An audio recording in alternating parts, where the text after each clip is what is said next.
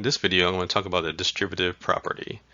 I'm going to give you a definition of what it is and how to use it to make multiplication easier. So if we look at the distributive property, it says that A times the quantity B plus C is equivalent to A times B plus A times C. And also B plus C times A is also B times A plus C times A. And A times the quantity B minus C is A times B minus A times C. And if you have A on the right side, so the quantity B minus C times A is equivalent to B times A minus C times A. So if we look at the distributive property, in this first one, we have A. We're basically multiplying A times the B, and then A times the C. Okay. On the second one, we're doing basically the same thing, taking the A that's on the outside, multiplying it by each of the terms on the inside. Again, if it's subtraction in there, you do the same thing. A times B, and then that's going to be subtracted by A times C. So whatever's on the outside, you multiply by each term on the inside. So that is the distributive property. So we go through a few examples here. 3 times 2 plus 5. So again, I'm going to take 3 times each term inside the parentheses. So it's going to be 3 times 2 plus 3 times 5. 3 times 2 is 6. 3 times 5 is 15. That's going to add up to 21. And then the second one, again, we do the same thing. It's going to be 2 times 7 plus 2 times 2. That's going to give you 14 plus 4, which is equal to 18. Now the third one, we've got subtraction in the middle. So it's going to be 3 times 4 minus 3 times 2, which is going to be 12 minus 6, or just 6. And the last one, 6 times 3 minus 6 times 1. So 6 times 3 minus 6 times 1.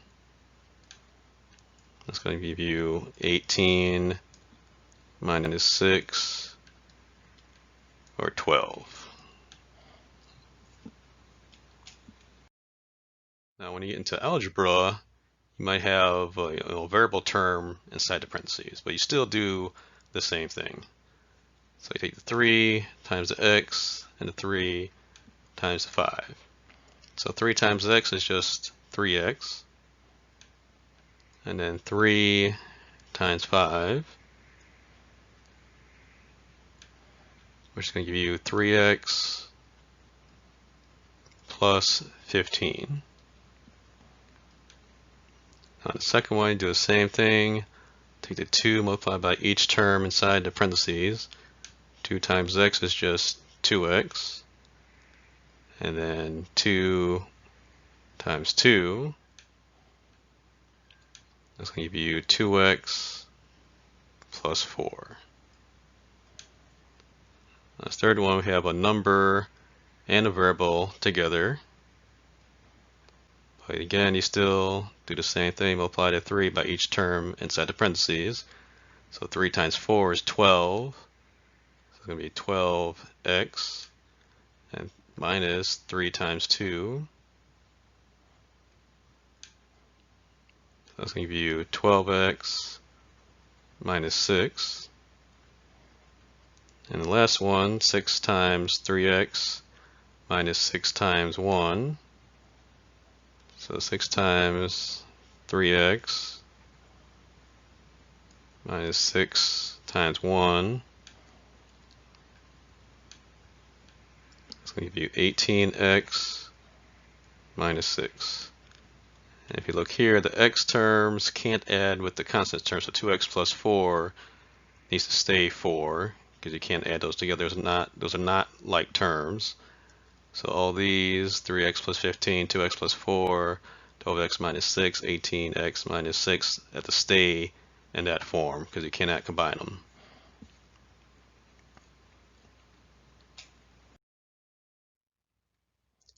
Now these have x on the outside as well as the inside.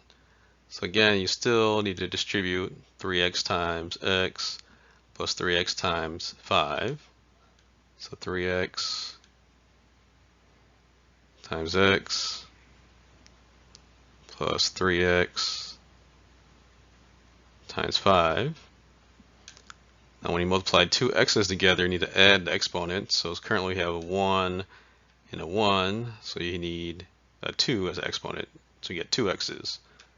So 3x squared. And then you multiply numbers together. 3 times 5 is 15. And you have x. So 3x squared plus 15x. The second one is going to be 2x times x and 2x times 2.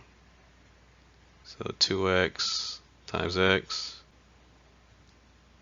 plus 2x times 2.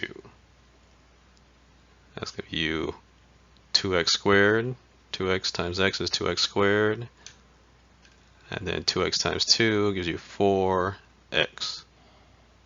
Okay, so 2x squared plus 4x.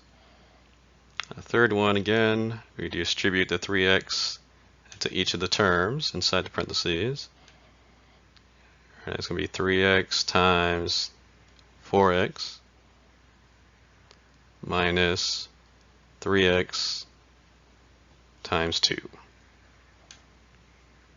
So 3 times 4 give you 12. X times x is x squared. And 3x times 2, 3 times 2 gives you 6, so it's going to be 6x. 12x squared minus 6x. On the fourth one here, again, you distribute the 6x to each term inside. So 6x times 3x minus 6x times 1. Okay, 6 times 3 will give you 18. X times x will give you x squared, so 18x squared. And then minus 6x times 1 just gives you 6x. So 18x squared minus 6x.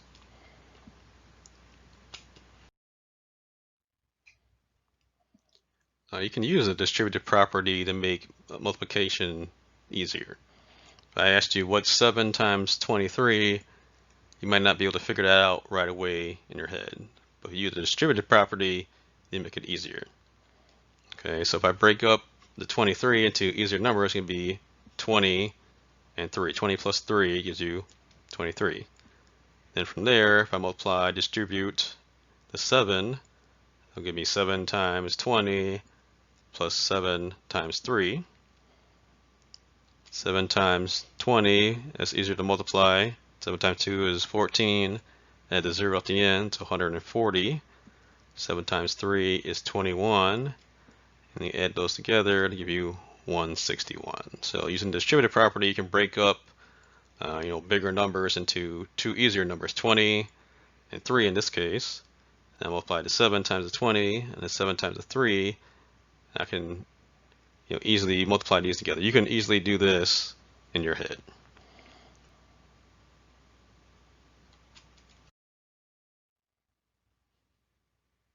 All right, so here's another example. If I have 4 times 78, you won't be able to just blur out the answer right away.